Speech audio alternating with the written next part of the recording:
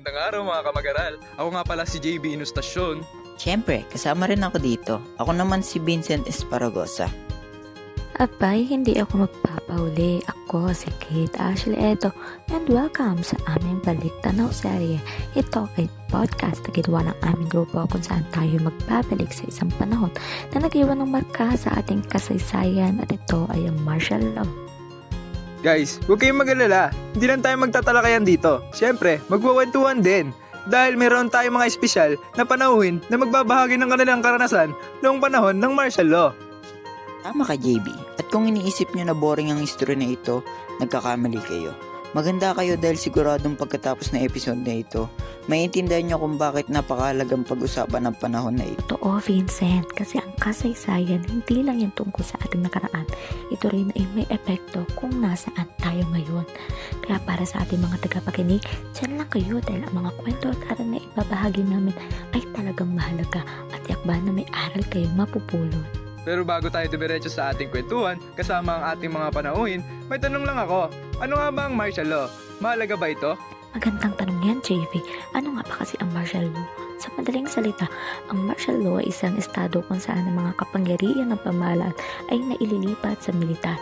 Ibig sabihin, ang mga karaniwang proseso ng batas, kaya ng mga korte at mga demokratikong institusyon ay pansamantalang itinitigil o pinapawasan.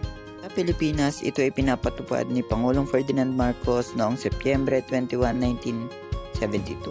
Sa pamamagitan ng Proclamation No. 1081, ang layunin umano nito ay protektahan ang bansa laban sa mga lumalalang kaguluhan, kriminalidad at banta ng komunismo. Pero alam naman natin na may mas malalim na epekto ito sa lipunan. Grabe, no? Pero bukod sa mga datos, mahalaga din na marinig natin ang mga personal na kwento ng mga tao noong panahon ng martial law. Kaya naman, sa episode na ito, meron tayong mga panauhin handang magbahagi ng kanilang mga experience noong martial law. Grabe, para pa ako na-excite. At syempre, hindi lang sila basta magbibigay ng kwento. Magbibigay din sila sa atin ng inspirasyon at aral kung paano nila nalampasan ang hamon ng buhay noong panahon ng martial law. Ano pang hinihintay natin? Abay, mag-start na tayo dahil na-excite na ako. Pero teka, bago ang lahat, magpasalamat muna tayo sa ating mga sponsors na tumutulong para magawa ang episode na ito. Siyempre naman, maraming salamat sa inyong suporta. At para sa ating mga listeners, huwag niyong kalimutang i-follow kami sa aming mga social media accounts para updated kayo sa aming mga susunod na episode. Ang hinihintayin natin, simulan na natin ang usapan. Ito ang ating katanungan. Paano naapektuhan ng buhay ng karaniwang Pilipino sa ilalim ng martial law? Diyan lang kayo dahil yan ang tatalakayin natin ngayon. Tanong, paano naapektuhan ang buhay ng karaniwang Pilipino sa ilalim ng martial law? Noong martial law, maraming karaniwang Pilipino ang natakot dahil sa walang sawang pagmamanman, pag-aaresto at karahasan laban sa mga itinuturing na kaaway ng gobyerno. Nawalan din ng kalayaan ang karaniwang Pilipino na magpahayag ng kanilang saloobin at kontrolado ang impormasyon na nakukuha ng mga tao.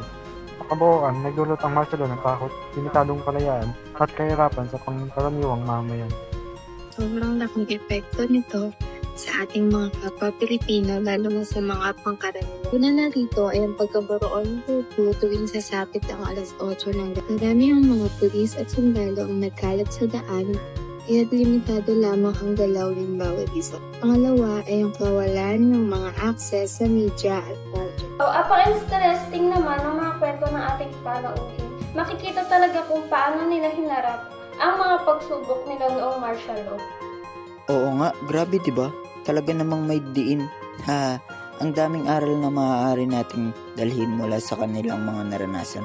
Talaga namang mahalagang maunawaan ang konteksto at epekto nito sa ating kasaysayan. Salamat muli sa aming mga tagapakinig. Hanggang sa susunod na episode. Muli, mananatiling bukas ang isip, patuloy na makikinig sa mga kwento ng ating bayan. Paalam, huwag kalimutang i-share ang episode na ito.